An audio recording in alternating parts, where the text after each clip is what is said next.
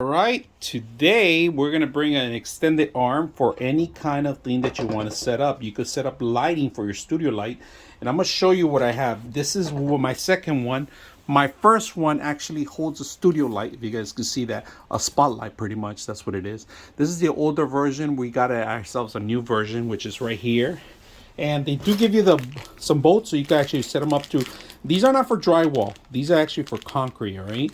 So, but I'm actually doing drywall, and I am setting 100-pound washers with 100-pound drill bits that I have to put in there. So this is not that heavy, but I am gonna get some heavy lights, and I am gonna put this studio light in it. So this is gonna be in that corner right there. We're gonna have a studio light facing this way.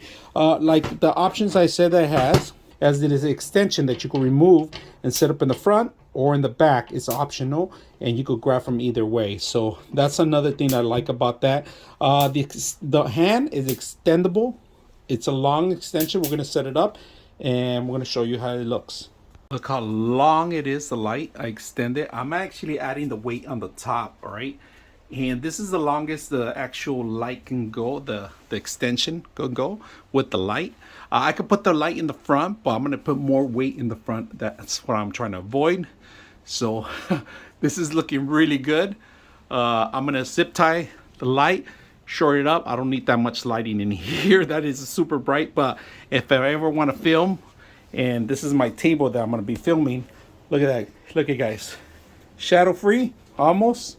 But if I turn on some more lights, we could kill that off.